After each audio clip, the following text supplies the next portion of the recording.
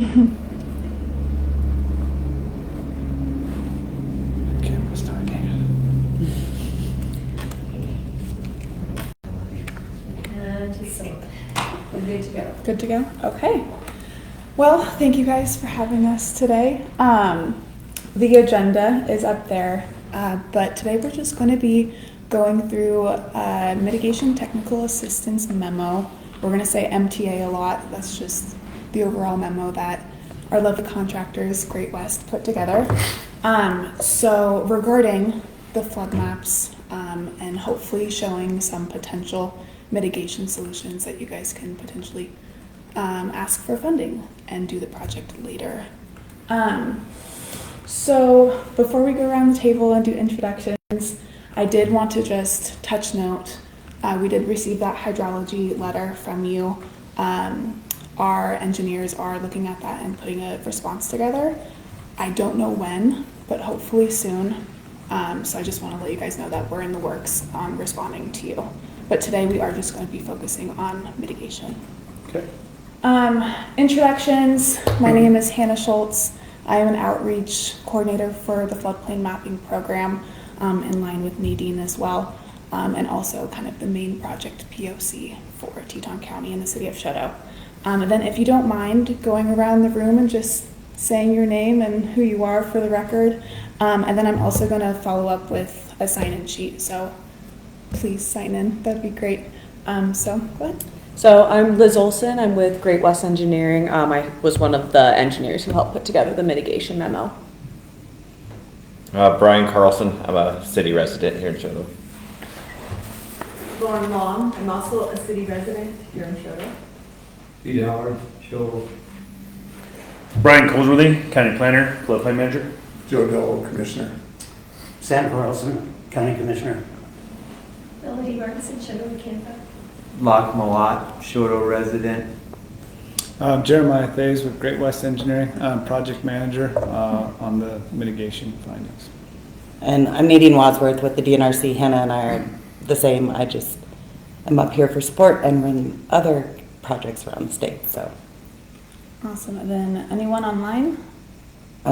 we have Monica who is muted, but maybe Garrett, if you wanted to unmute just so you could maybe also introduce yourself to the group. Can we hear? Maybe not. He's talking. Is it just the two? Yeah. Okay. It's okay, Garrett. Something is cattywampus and we can't hear you. So Garrett White is on. He's a DNRC. He's your regional engineer that can provide support to, say, Brian, when he has permit reviews that come in. He can request support from the DNRC to provide some technical assistance, which is pretty neat. We're only one of 2 states in the union that do that. So just want to point that out. And Garrett is new, so welcome him to DNRC. And too bad you can't hear him. Okay, perfect.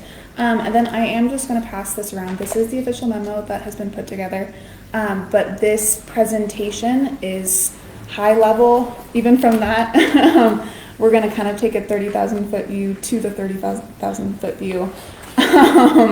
So this PowerPoint is just very brief, but the memo does go into further description of all of the concepts. I don't know, did you guys want to make a little disclaimer? Yeah, and I guess more for the county commission and Brian, it is a very high level memo, basically just looking at, is there some concepts that could be implemented to reduce the flood impact? I mean, that's essentially the scope and what we're looking at. We'll talk next steps as part of this, but there's a whole lot more that would need to be evaluated and investigated for any of these alternatives to actually be implemented. So this is just kind of a broad brush, 30,000 foot level. Here's some potential concepts that you could consider to move forward with for reduced flood risk. And then, there's other steps that we will kind of wrap things up with at the end of the presentation if we want to move forward with things. Perfect. Thanks, Jeremiah. So we are just gonna run through the memo real quick, go through each concept. A concepts and B concepts, again, like I said, gonna be very high level. And then we're gonna have questions, and then like Jeremiah said, we're just gonna go through some next steps.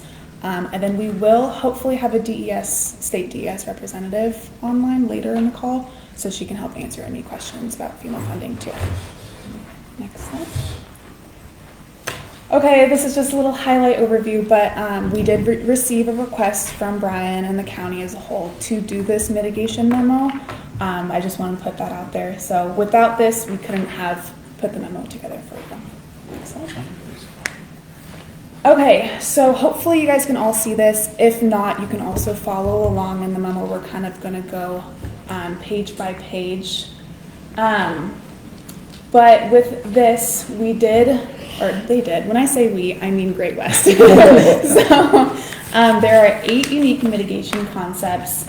That is concepts A, B, and I believe C is included in that. And then we did 5 concept combinations, and that's what we're going to be relatively focusing on today, because those are a little bit more feasible for future funding. And then there's this E concept, which is pretty interesting too, where we raise the building elevations, and Great West will be discussing that. If you could just do one more thing, one click. Yeah, okay, and then I want to highlight D1 and D3 are the most eligible for future funding. So we're going to highlight that as we go through each of the concepts as well. Okay, and let me know if you can't see it or if you guys have any questions. But so these are the 8 concepts: channel development. Did want to put a little disclaimer out here. New channels will likely require minimum yearly inspections as well as routine maintenance to just make sure that the channels are usable and in working condition. And then, so we have, I'm going to just work top down instead of doing a 1 through 4. So as you guys can see, we have the Highway 89 ditch, which would collect a lot of the water from the Teton River. Next, we have the Spring Creek diversion. So that's gathering a little bit more water from Spring Creek. Sorry, do you guys say creek or creek? However you feel. Okay, I'll probably go back. We don't know where you're from. We'll definitely know. Next, we have the Teton River diversion. So it's kind of a little bit of a combination with A2 and A1, bringing that water towards the west of Shoto. Is that the diversion that the Corps of Engineers put in a while back? I'm not sure. Or is this? This is completely new. Okay. This is it. Yep. Okay, that. Yep. And then the last one that we have for A concept is the Spring Creek channel. So if any water is going towards Spring Creek, it would hopefully contain that water in that channel. Okay, next slide. Next we have B concepts, which are levees. I do want to state another disclaimer for levees. They do require significant operation and maintenance to make sure that, if you're building a levee, that is, to make sure that you meet the standards and permitting for the Army Corps of Engineers as well as FEMA standards. So, and I believe that Sarah Hartley will be talking on that a little later and how FEMA funding works with levees. So I'll leave that to her.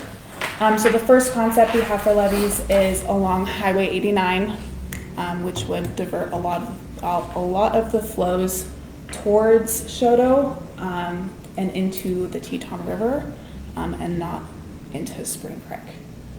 The second one we have is Shoto Levee.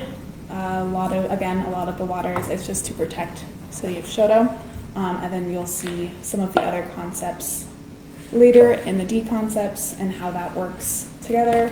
And then we have the Spring Creek Levee, which would, like it kind of says, it's going to protect the eastern part of Shoto. Next slide, and I'm going to hand this over to Jeremiah to discuss. So just to kind of clarify on concepts A and B. So A is flood conveyance channels. In some capacity, you're putting in a channel to capture the water and move it around. around the community. And it's the layout of the Teton and the layout of Spring Creek and the community. It's not ideal, so that's why there's like various segments and such. It's like we can't just put one conveyance channel and get water around the community. We've got to kind of segment them and connect things to get it to maximize the benefit. So that's why there's like 4 different concepts under A. They're just different types of channels capturing the water in different areas to get it around the best we can, the community. Same with the levees. So B is just levees. It's similar, you know, you're either capturing the water in the conveyance channel and moving it around, or you're blocking the water from coming into the community with a levee. And so there's the levee concepts as well, which kind of, yeah, they've got to be, I mean, we could build one giant levee all the way up the highway and all the way around the community, but we still have flooding on Spring Creek and things, so that's why we have kind of those different levee segments as well. I know, I don't know if Sarah will jump on or not, their levees are not really favored by a lot of funding agencies, and FEMA doesn't really contribute. I mean, it will in some cases, but the levees really fall in the Corps of Engineers, and they're looking at, you know, other programs there. So it's more challenging to get funding with levees. And so the flood mitigation channels are what we've been able to be able to get mitigation funding for. So that's kind of why we look at both of those. So concept C, this one here, we actually looked at the possibility of an off-site reservoir for flood storage. You know, you kind of have that with Bynum right now. I mean, they have a diversion and they take water from the Teton. It splits basins. You could do something within this basin where we actually, you know, maybe even working near their diversion, where we take water in a conveyance channel to an off-site flood retention reservoir. You know, that we just looked at some hydrographs and, you know, what it would take to store that in acreage, and it's viable. It's something that can be done. And I think it's a bit often overlooked in flood mitigation, but it's happened. It's all over the country. The NRCS has the PL 566 program, they call it, but a lot of it is flood retention reservoirs all across the country.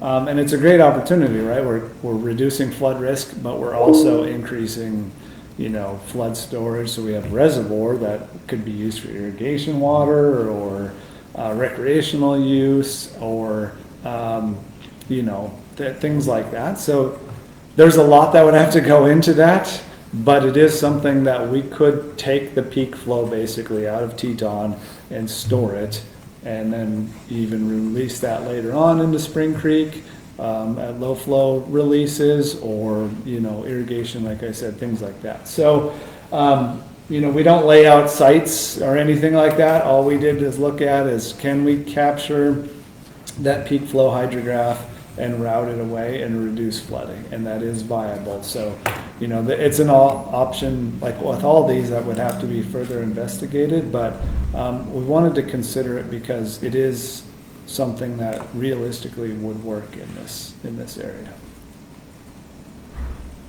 The next slide, I think, is just a summary of that. I guess we could go to. Yeah, it's covered in here, kind of what the you could do.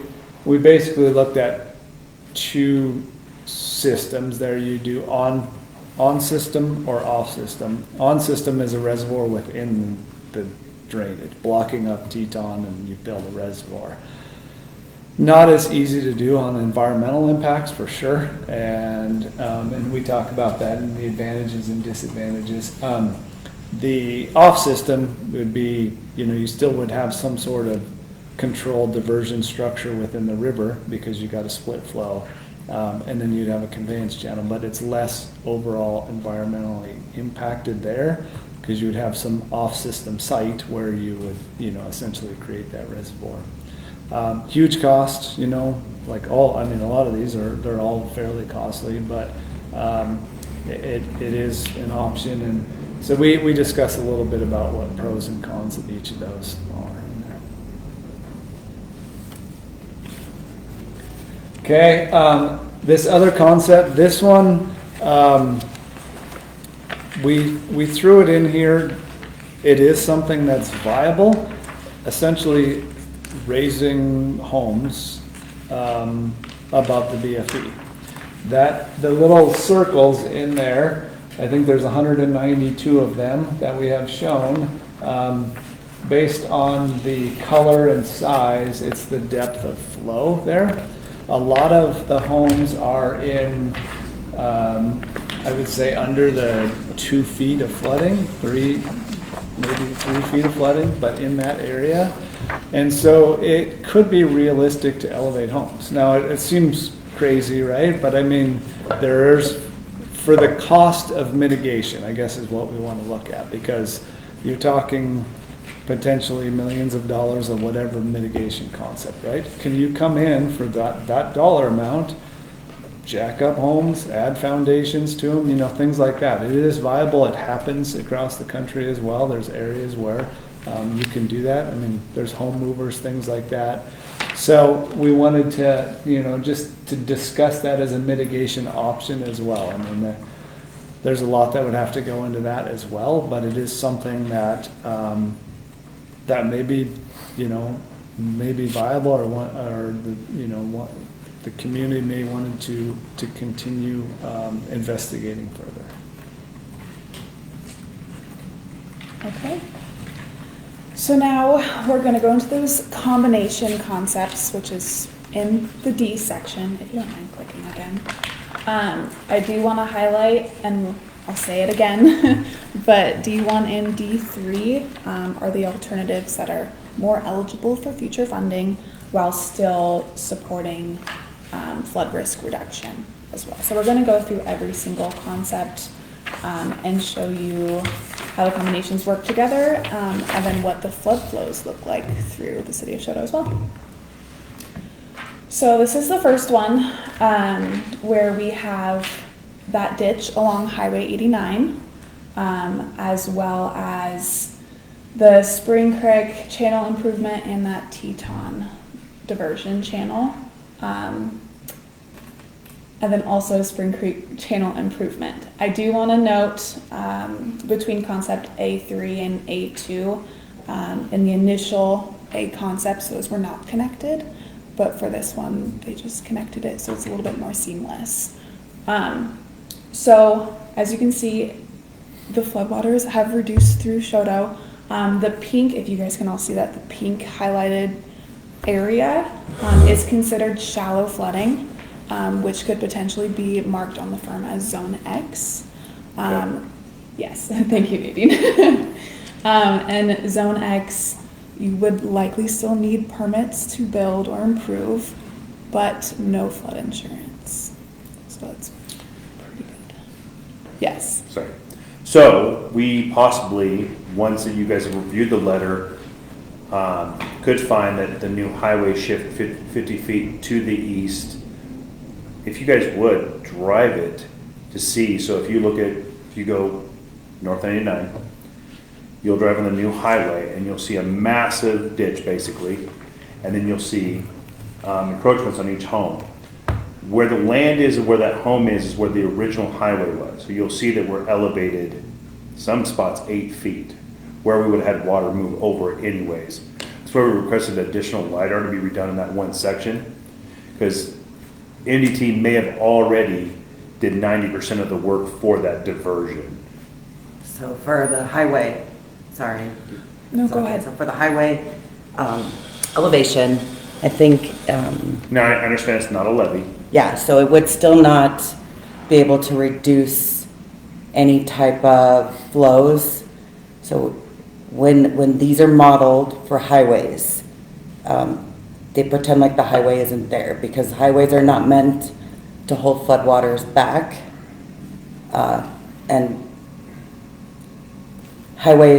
when highways are built, they're gonna protect their investment and not allow it to become like a flood diversion of any kind. Does that make sense? Yeah. So, but the ditch is kind of interesting. If it is a flood conveyance ditch, the MDT included for flows, but LiDAR, I think what the request was additional survey work, not additional LiDAR, because LiDAR, it it would capture that, but the on-the-ground survey information that MDT already did is what would be used, not reflying the LiDAR. No, but we added both, just in case the LiDAR was what the more predominant source would have been. So I added both in the letter. But with that being done, MDT has now, with all the encroachments and that data, even if it is, let's just say it's not said as a diversion, it can simply be reinforced to be that diversion. When you go see it, you'll be like, okay, you'll see what I'm talking about. Like you'll see an entryway to somebody's home that didn't change elevation, and here's the highway.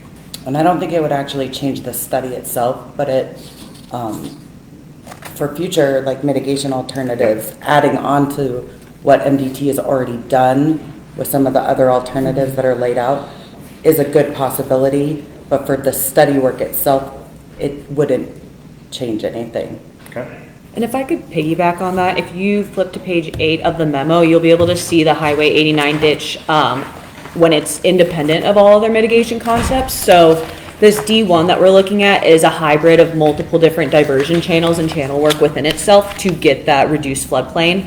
If you look at just the highway ditch itself, you'll see that while it does help flooding, it's not necessarily going to fully reduce the impacts within city limits, or just kind of give us that like total flood risk reduction that we were looking for. That's why we're focused pretty heavily on these D concepts.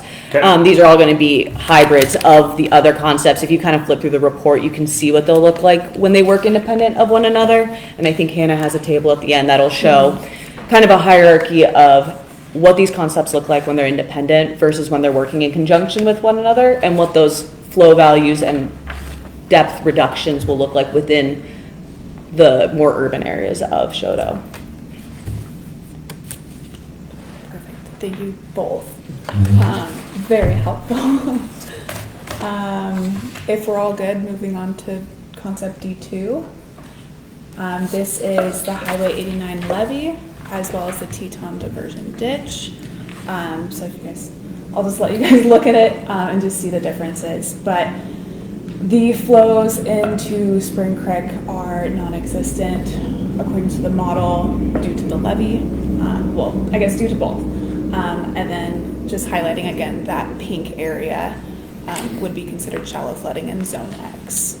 Do you mind if I expand on that for Yes, just a moment? please. So I was just going to say, yeah, so with this option, what we would be looking at is that levee to kind of keep the floodwaters off of the Spring Creek drainage end. And then the reason we're still considering that concept A1 to work with the levee is to then help protect what we were calling West Shodo.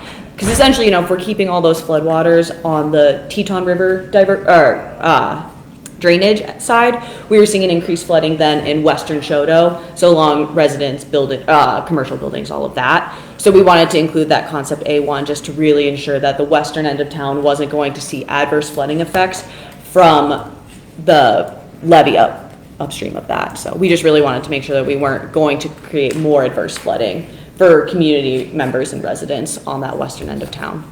So could you explain levee? Like, what classifies it as a levee? It was engineered that way. It's a concrete channel. It's a some kind of raft, which I'm forgetting the name of. He gives There's yeah. So a levee is basically an earthen dike, or it could be a concrete wall, flood wall, things like that. But there's specific criteria on what makes or what constitutes a levee.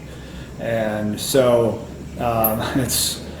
it's interesting because the Corps of Engineers has built levees all over the place, and they have their set of criteria for levees, and then FEMA has their criteria for accrediting a levee to be reflected on flood map. But on FEMA's eyes, there's 7 criteria that you need to meet to be recognized as a levee. It's pretty straightforward if you're building new. It's got to be in public right away. You got to have an easement for it.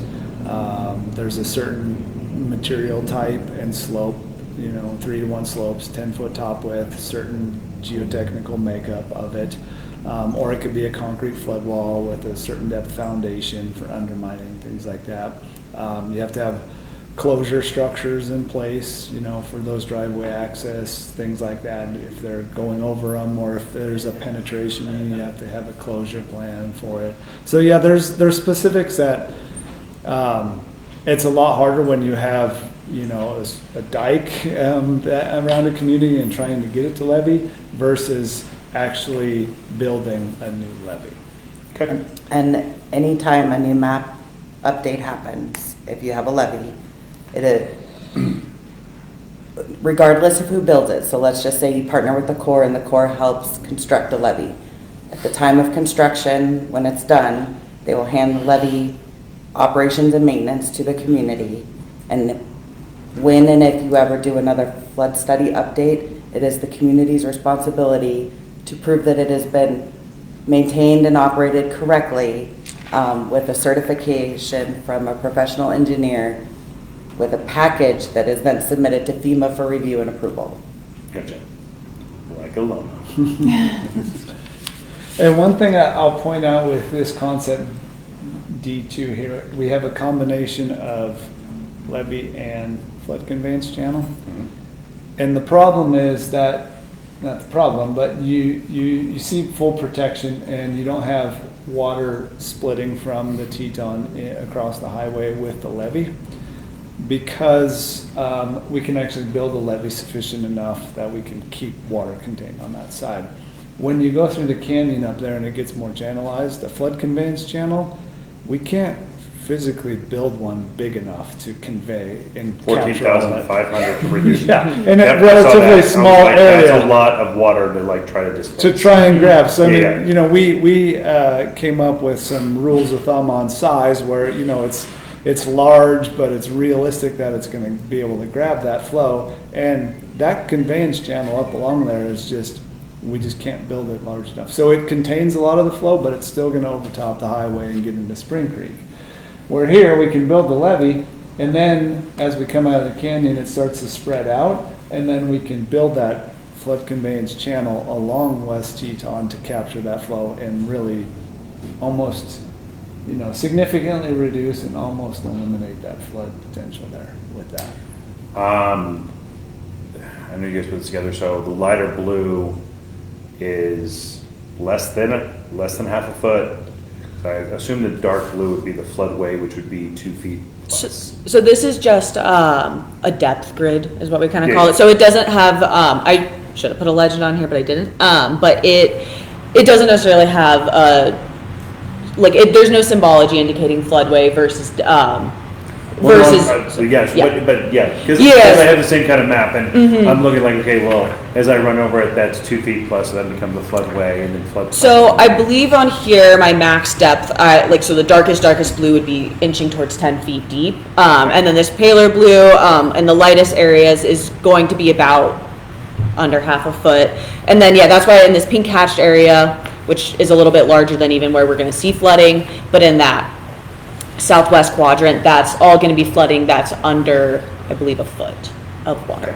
But the question, yeah, your darkest colors would realistically be your floodway Yeah. in some capacity there, you know, depending on how that's mapped. And even in the shallow flooding area, Hannah kind of mentioned it, it would be a requirement to get a permit and follow your community floodplain regulations.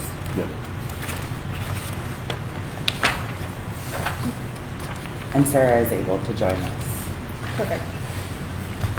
Moving on to concept D3, again, we'll want to highlight that this one is one of the ones that they picked for more eligible future funding. So this is the combination of the Highway 89 ditch as well as the Spring Creek diversion channel, which, like I said earlier, it kind of ties in together, and also the Teton diversion. So it's all just kind of one. So I don't know if you guys want to go into detail about this one too. I guess I'll just let you. I want you to go see our new ditch. I want you to see the Yeah. Highway 89 North ditch. Well, So we may already have concept D3. yeah, so I mean, there's your, you know, I kind of talked about it already, but when you have that flood mitigation channel along the highway, it just gets inundated, so you still have flow released into the Spring Creek side. Right, Less right. flow, where we've significantly reduced that, but we still have some flooding on that side. So, you know, we basically tie those and just have one large conveyance channel with this option. And then we added the A2, which is just another channel to capture in another location, Spring Creek, and kind of reduce that flooding the best we can. So, not as significant of a flood reduction as D2, but you're not building a levee, so that's the, you know, the trade-off there. Did you guys happen, when you were doing these concepts, actually calculate, because I saw your one map on your homes, on elevation to remove out of the, you know, floodplain, on the calculations of how many homes are each concept change in effect? We didn't do a calculation for that, just because that was a little bit out of scope for what we were doing. But we did, however, look at we'll get to it in this presentation as well. Okay. But you'll see towards the end that there is a table that's going to kind of show you the percentage of Teton River flow that's entering town still. So it's not necessarily going to tell us how many homes are impacted by it, but it will tell us the level of flood risk that homes within a floodplain might experience. So it'll show, like, maybe one concept is only going to have 200 CFS actually making it into town, which is only 1% of Teton River's overall flow. So it's a really nice risk reduction. Whereas right now, you know, within Shodo, you're looking at 33% of the total flow in eastern Shodo. So that would be kind of in the Spring Creek drainage, and 19% in western Shodo, so west end of town. I just kind of wonder if there was a statistic on that, like 80% of the current homes that are projected to be in there will actually be reduced to only 20% of those homes being now affected by more than half a foot of flood. Yep, and not with this level. If you Okay. do take it to the next step, which we'll talk about, you would definitely do that, because you'd want to have that. I mean, you would need that. We're gonna for have to any- tell yeah. somebody that's gonna give me a check that says, okay, Yeah. you're Yeah. right, this is the best solution Here's the for exact you. number, we're reducing X number. Yeah. And Right. the only reason we can't do that level is because there's already programs that do that. Right, And we're not supposed to duplicate programs and efforts, but this is the best and fastest way to get the engineers that built the model an opportunity to get in and just kind of throw some ideas around to see if you even have a feasible mitigation alternative. So, like, usually it's a different firm picking up a model that isn't as familiar and has to learn it a little bit more, so it takes longer. But since, not unfortunately, but these two have been living and breathing this model so much, Yep. it was just easier for them to put it together. well, we are definitely not in row for the current FEMA grant funding that's coming out, because we're not even into the FIP acceptance of this map yet, correct? No, So we're that's not even not, looking to be able to pull FEMA you funding can. till, so we can apply for this one. You're not out of compliance with the National Flood Insurance Program. Okay. Well, no, I meant with putting this in, because when we first started, remember, we wouldn't be able to actually apply for mitigation till we got to this point. Correct. Well, yeah, I mean, you have draft data, and we've had 2 communities successful so far in the state Okay. that have applied and received mitigation grants, and Sarah is on. And I'm waiting for her to say, I can talk, Nadine. They've been, She's now gonna type. we can't hear her. The volume's up on it too. Is your computer on? My computer is up. Hang on, Sarah, let me see. Switch your audio maybe? This is driving me bonkers. This monitor's making me look really bad for my bosses since I. All right, let's try it again. Sarah, can you talk? Can you hear me now? Yes! Okay. Perfect. Yeah, so in terms of being eligible to apply for mitigation funding, there's multiple programs that our office works with on the FEMA side. The eligibility requirement, the top eligibility requirement that most communities struggle with doesn't have anything to do with the National Flood Insurance Program. It really has to do with the hazard mitigation planning requirement. And when that plan has to be in place, FEMA approved and adopted at the local jurisdiction. The good thing about Teton County is that Teton County participated in the regional hazard mitigation planning process. The plan has been approved and adoption resolutions, I think, are making their way through. And my apologies, I'm not sure if the Teton County resolution has been adopted and submitted back to FEMA or not, but there is no eligibility concern from our perspective at this point under the suite of programs that we manage. So yes, there are options for the community to move forward and pursue mitigation funding through the FEMA grants that we manage. You just needed to know if there was actual options. Right, so. And now you know that so there yeah, are. So there are, so I've been seeing it, it just opened, what, in the last couple days? Oh, okay. Or it's getting ready to open, I can't remember. You get it so many times, there's like 50 of them that come in. But now it's open, so I'll get with Sarah and we'll figure out what we can apply for, because if we can start moving towards this concept before we have an incident of such, it'd be nice to get going, even if we have to just pay for an engineering firm to come in and go, okay, these are all the designs, now the next grant will be paying for somebody to come in. And is Silver Jackets even a role player at this point? We haven't gotten an update from Silver Jackets, Okay. but that's like I'm forgetting the other company, Hogan. Billings. Headwaters? Headwaters Thank you. Economics. Okay, so, They would be a great resource to help you navigate the grant funding opportunities. They partnered with Three Forks. Yep. But then I also brought just some tools. So our contractor, or our FEMA communications contractor, put together this mitigation funding guide okay, that doesn't just cover the grants Sarah manages, but all the grants, to include state grants, and it is a neat resource. So it's a way to try to combine and reduce cost to the community.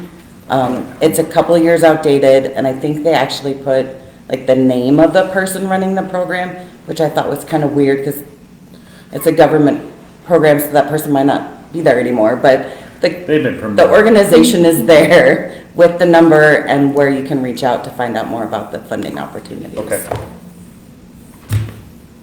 Does anybody else want to look at this before I permanently take control of it? And we can send it to you electronically if you And want. that's yours. Yeah, that's yours. Hey, is there anything? I know where to find you. And if it's missing, I did not see them walking out with a binder under their arm.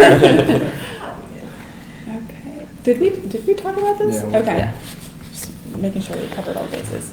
D4 is that Teton River Diversion Channel and the Spring Creek Levee. So, yeah. I'm just gonna. We're still flip-flopping, but essentially this is not doing anything along the highway upstream and then building a levee closer to the community that captures Spring Creek and a little portion of the town, and then building that levee, that flood conveyance channel as well. So combination of the two, but you get, as you can see with these, when you implement a levee, you get better flood protection.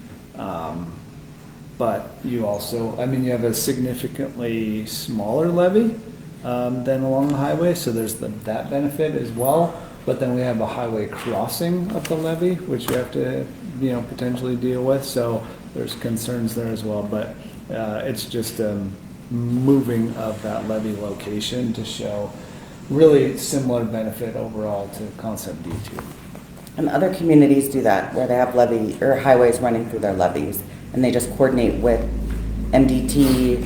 Seiko's a really good example. Highway 2 runs through their ring levee around their town, and they just have an agreement with MDT that when floodwaters rise, they're allowed to literally close Highway 2 and sandbag to the top of their levee. So there is options. It's not a done deal if a highway cuts through your levee.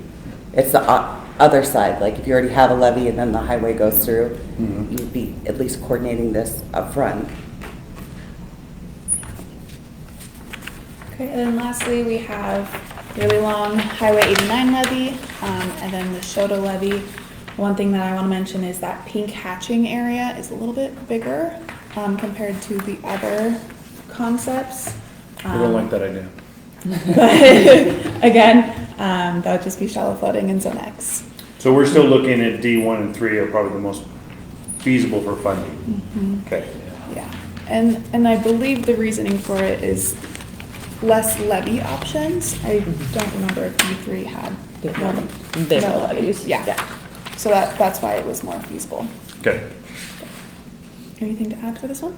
I guess the only thing I would clarify is maybe the terminology. We're just looking at viable options related to flood risk. The feasibility is, that's a big question mark, right? Because we got environmental impacts and permitting, you got Right-of-way. financial right-of-way, I don't know what the numbers are, but is millions of dollars feasible? Who knows? I mean, that's up to the community Right. to decide. Will landowners be agreeable to entering into easements for that public right-of-way? Is that viable, something that's feasible? So they're viable alternatives, whether or not they're feasible, that's kind of what the next step's gonna be. Right. To determine. And then So I this- definitely know one of the concepts FWP would not be conducive for a few of these. Because I know the Corps of Engineers on your concept 4, basically they've already done that, and it's now kind of non-existent. It was, when was it been done? is that A4 or The 70s. D4? So if you look at concept D4, sorry, Okay, let's go back. that concept concept A1, I'm sorry, I'm I on, don't think they've ever done one there, they had some, Oh, the ones that are along the no, I river. think he's talking about. well, there was one that they actually did towards the school, like on the west side of the school they had done, but it's non-existent, it's like more of like a squiggly line at this point. Okay. It's not being straight, it's now done its own thing. Have we looked at options of pulling out like heavy areas of like gravel buildup, vegetation areas, stuff like that? Of course, that's called dredging, we don't want, No, it's that's a horrible word. bathymetric resurfacing. And when I said that to somebody, they yelled, "We're not dredging." So, I didn't know if that was another concept to look at, and it could be even more money, just to get the equipment close to the river to not damage it. We'd have to borrow the pads you guys have, and then how much equipment that would cost just to move and clean out areas like down by the 89 South Bridge and certain areas along the highway that have just built up heavy gravel, which have now become small islands of vegetation. To get those cleared out could be more costly than just basically running a ditch. So we didn't look at that on the Teton. It's concept A4, the Spring Creek Channel improvements. That does look at essentially the bathymetric resurfacing of I Spring use Creek. it, and I know that for dredging.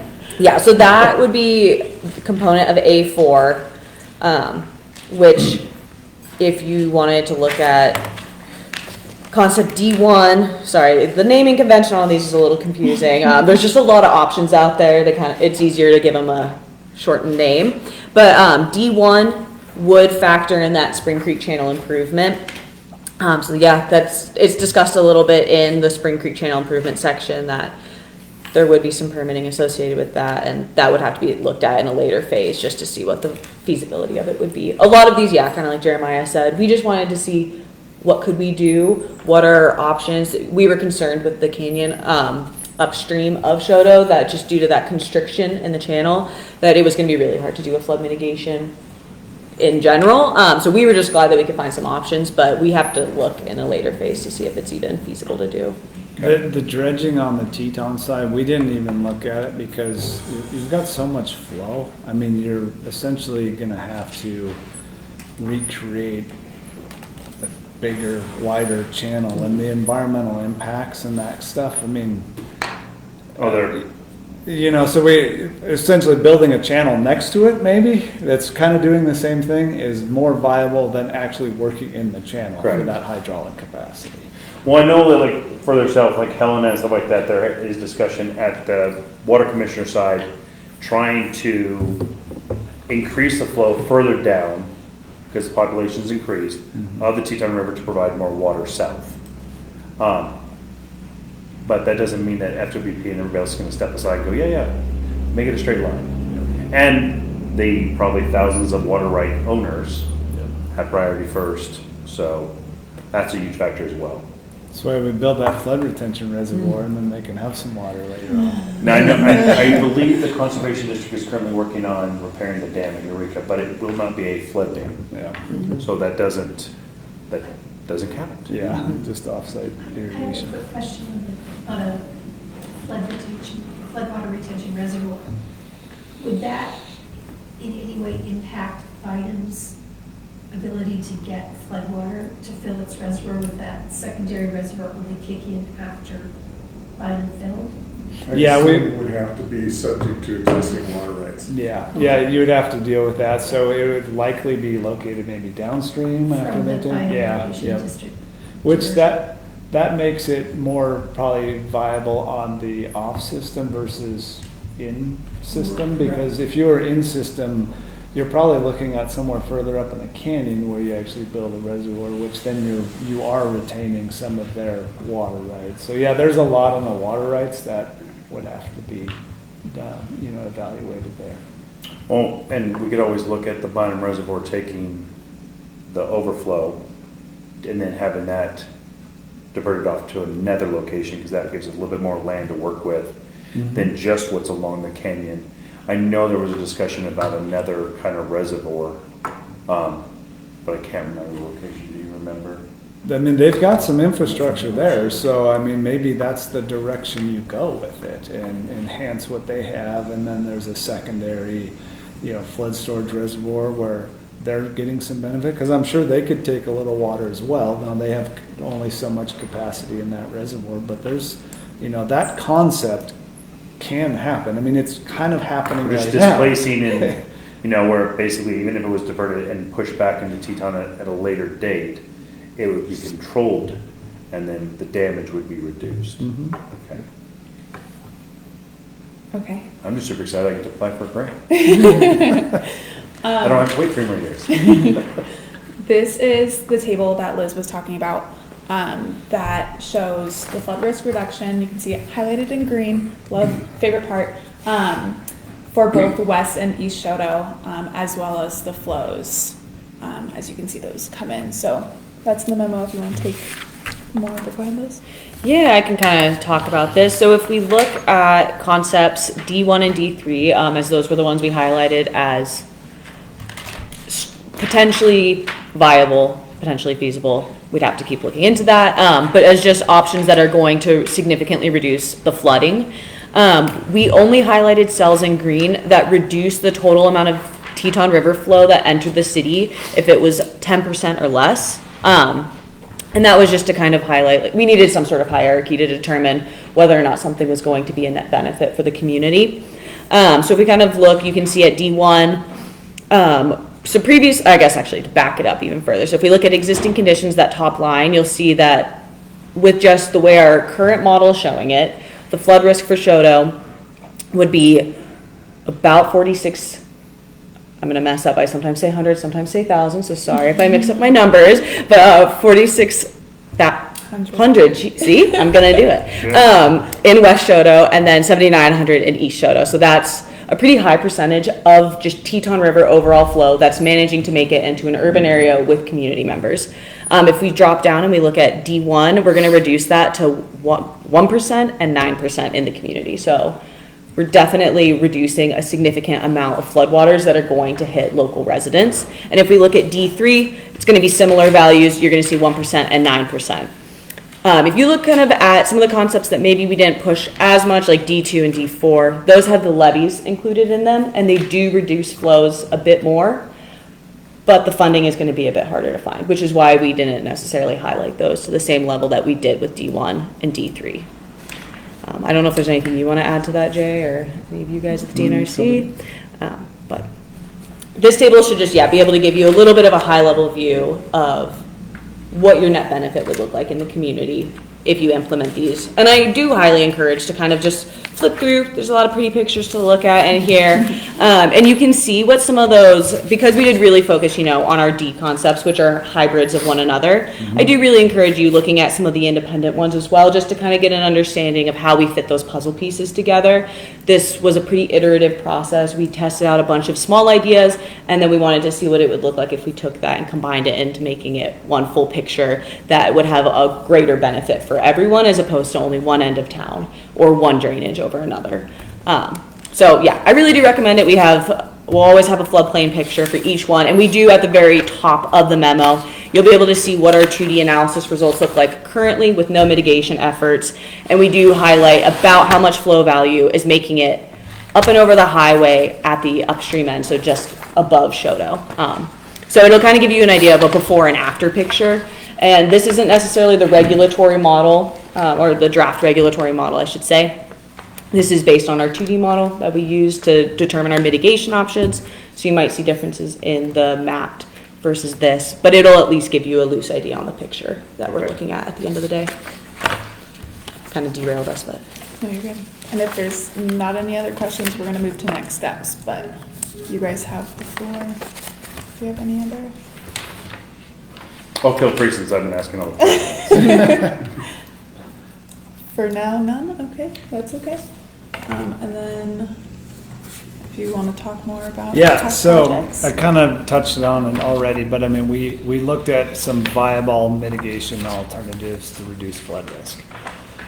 You need to determine if those are feasible, and then, you know, if you want to move forward with a mitigation project, we have to determine if it's feasible and what that project is, you know, scope and fee, because if you're going to apply for grants, you need to have a number.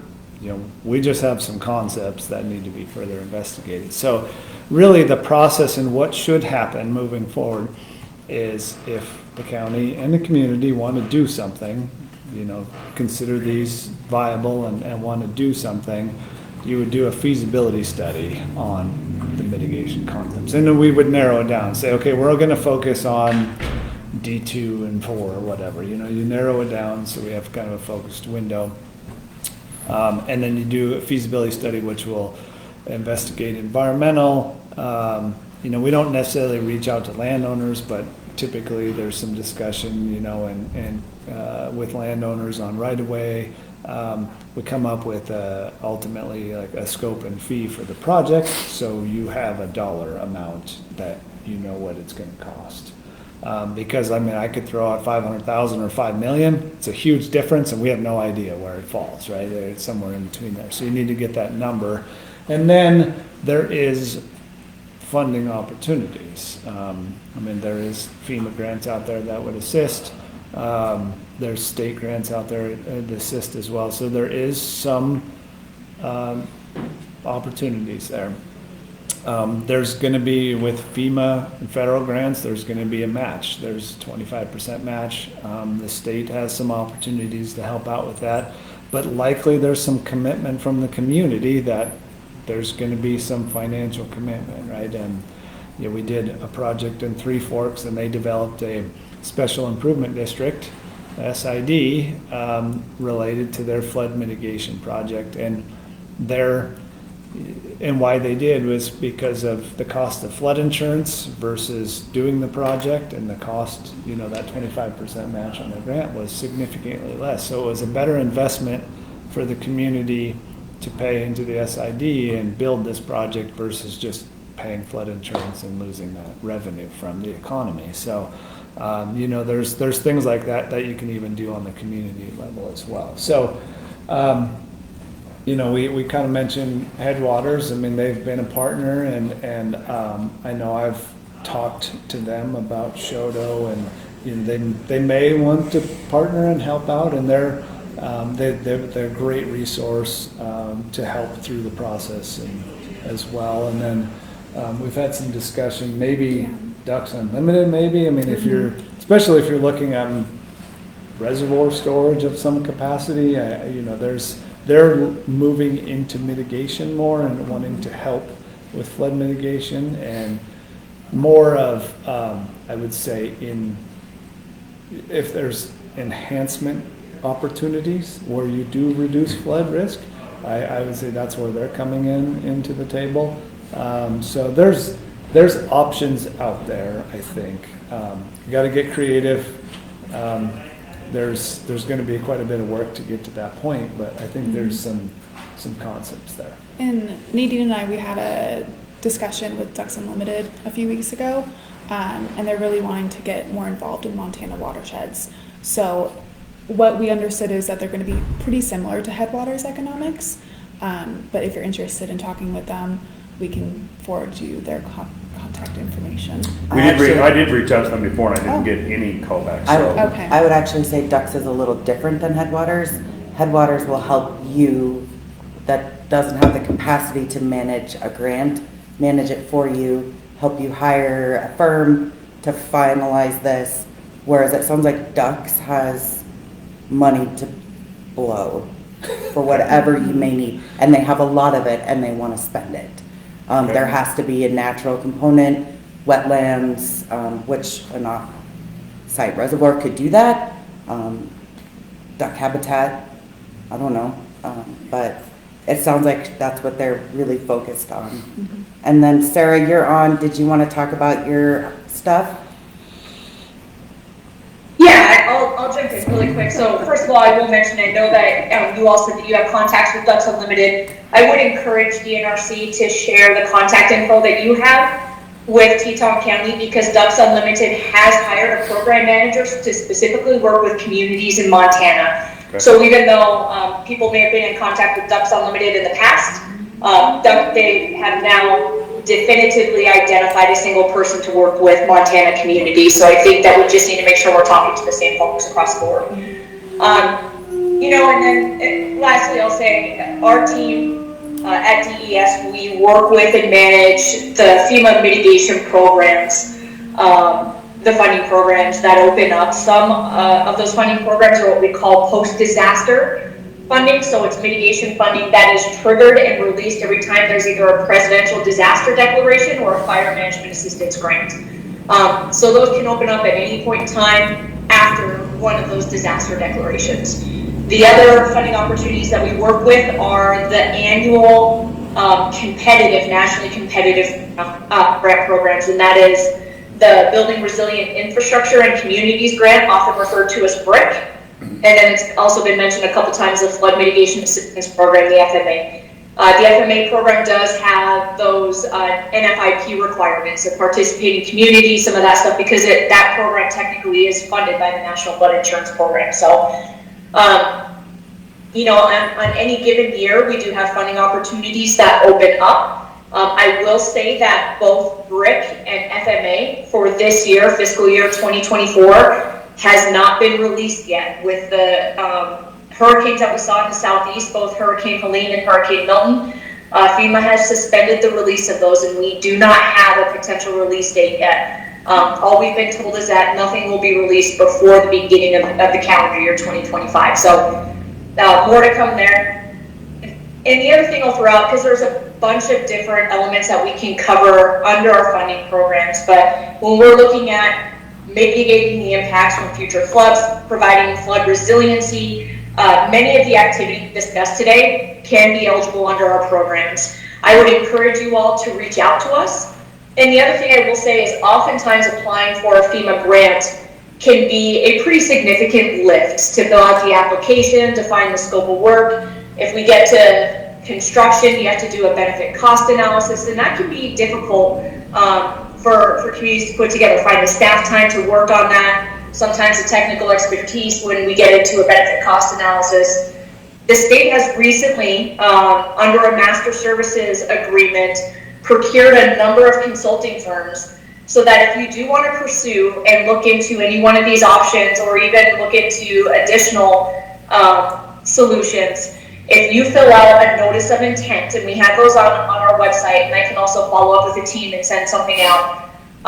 But if you fill out an NOI that you would like to pursue funding, we can now task or assign a consulting firm to help you all write the application, to help you all come up with a cost estimate, to help you define the scope, to help you define the schedule. And if you have to do a benefit cost analysis, that consulting team can help you work through a benefit cost analysis. We're trying to lessen the burden on the communities that are seeking out these funding opportunities. And then it's also been talked about a lot in the last 2 years, but we do have currently what's called resiliency funding at the state level. And that was through the last legislative session. We did receive $4 million per year for the next 2 bienniums, so through the end of state fiscal year 2027, to help offset the local match requirement associated with any awarded FEMA mitigation grants. So for instance, the town of Three Forks, their project came through and was awarded this last July or August, and the cost share associated with that grant, we were able to offset a portion of the cost share for the town of Three Forks to lessen the financial burden on the community. We cannot commit funds up front when an application is submitted, but once applications are awarded, we can offset a portion of that match. Now, right now it only goes through the end of state fiscal year 2027. However, we are asking for that fund or resiliency fund to be made permanent, right? How can we increase state investment in mitigation and resiliency, for our communities? And that's a focus. It's supported by our department and it's supported by the governor's budget office. So we're excited, and hopefully we can continue to move that funding partnership forward. But I will say we're trying to do everything we can to lessen the burden on our communities that are facing some significant impacts from natural disasters and that have significant resiliency and mitigation project needs. So I'll stop there. I know I threw out quite a bit of information. I'm happy to answer any questions. I'm happy to have follow-up one-on-one discussions with everybody, set up a meeting. I'll come up in person and chat with people, but we're here to support and we're here to try and get you all funding. Great, thank you, Sarah. Any other questions before we cut off meeting? Okay. Well, sounds good. Thanks to everyone for being online. And I guess if you guys have any other questions, you can reach out to me or the related agency and we can continue to move forward. Okay. Thank you. Thank you. Thanks everyone online. Thank you. Oh, and if you didn't sign the sign-in sheet, please do.